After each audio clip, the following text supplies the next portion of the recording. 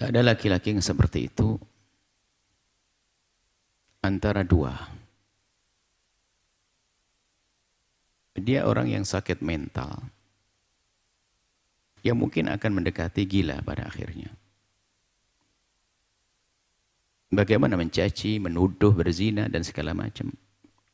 Istri yang harusnya disayang dan dimanja, kenapa dia seperti itu? Pasti dua daripada satu. Pertama adalah mungkin dia adalah orang yang punya permasalahan di mentalnya. Marahnya nggak jelas, sakit mental. Sakit mental dia. Kalau dibiarkan berbahaya, bisa menjadi kegilaan. Karena tidak masuk akal. Bagaimana istri caci, olok, menfitnah, zina, dan naudzubillah, menfitnah, zina, naudzubillah.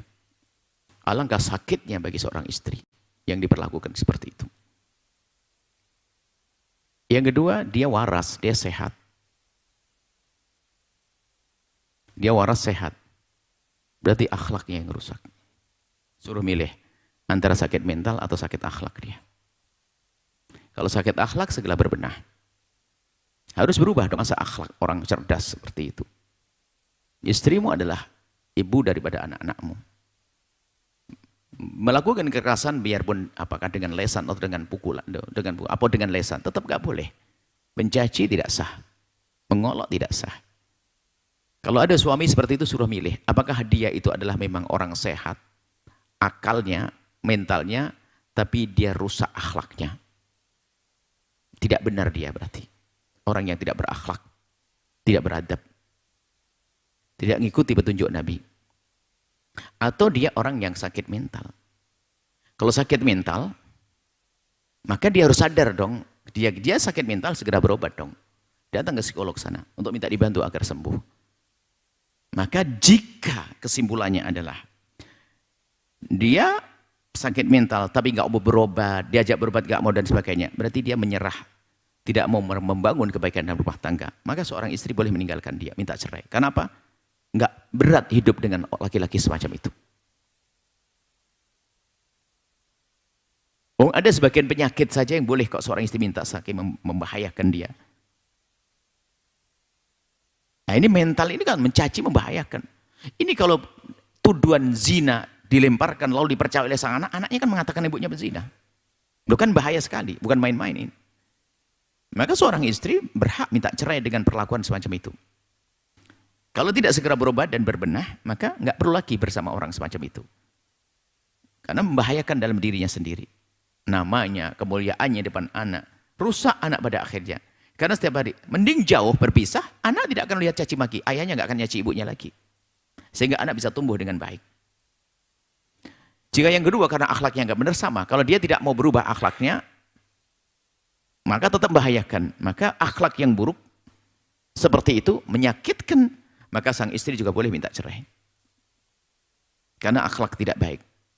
Kalau tidak berubah, berbenah, menyadari, menyesal, dan seterusnya. Tidak ada perlunya untuk bersamanya. Kenapa? Akan tersiksa itu seorang istri.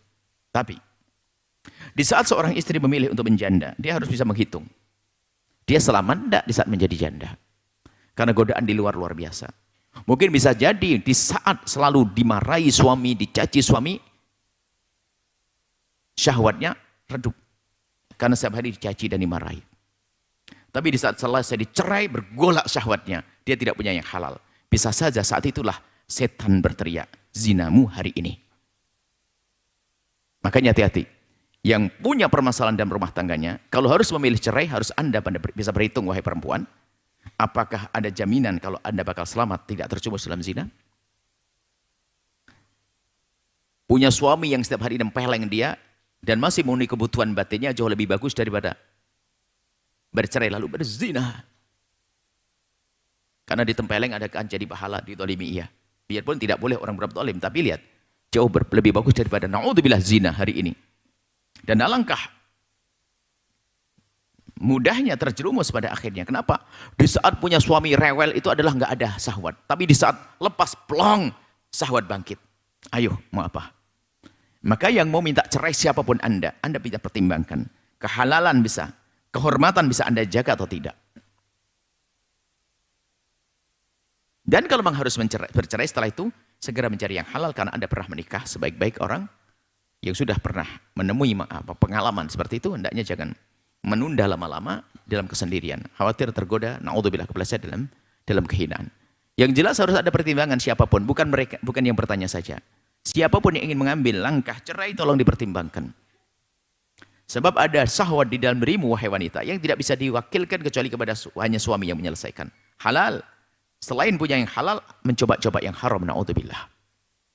Kemudian nanti nasihat yang ketiga adalah menikah lagi dengan cara memudahkan urusan pernikahan. Mudah kan? Dan biasanya orang yang punya pengalaman begitu jauh lebih mudah untuk bahagia. Kenapa? Dia pernah habis minum yang pahit, itu gampang merasakan manis. Makanya ya Anda harus legowo dong. Mungkin tidak kriteria-kriteria yang selama ini Anda susun diturunin dikit. Mungkin target Anda punya kriteria 5. Bolehlah 3, yang penting dapat suami halal bersih. Laki-laki pun juga demikian. Jangan sampai kepleset dalam zina dan zina dan zina. Segera menikah setelah itu.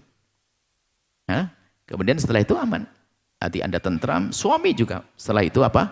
Yang nggak benar tadi bisa segera menikah. Semoga dengan perceraian belajar sehingga dia menikah, tatonya berubah dengan istri yang barunya bahagia, dan Anda dengan suami baru bahagia. Yang jelas awas, jangan sampai kepleset dalam zina. Bahkan mohon maaf, di saat masih bersama suami tapi dengan rasa sakit, itu setan juga pandai berbisik. Sehingga begitu gampangnya terpesona dengan senyuman orang sesaat. Kenapa? Itu tidak pernah ditemukan di rumahnya, ternyata aku temukan di rumah tetangga. Di kantor. Banyak setelah itu ada wanita yang ternyata merasa dia tidak nyaman dengan suaminya, akhirnya cuek, suami nggak bisa dibenahi, ya udah biarin deh. Cari kesenangan di tempat yang hina. Loh, jadi godaannya besar di sini, makanya takut zina itu akan menyelesaikan problem. Takut pada Allah menyelesaikan problem. Sehingga ada orang ya daripada biarilah kesenangan aku sama yang lain saja dengan suami status saja deh. Cerai juga nggak bisa lah, repot. Nggak bisa, Allah. Harus dekat pada Allah. Itu saja insya Allah. Dan para suami, nasihat terakhir bagi suami yang punya sifat-sifat seperti itu. Anda kok mulut Anda kasar, Anda bukan laki-laki. Sebab laki-laki dalam Al-Quran itu qawwam.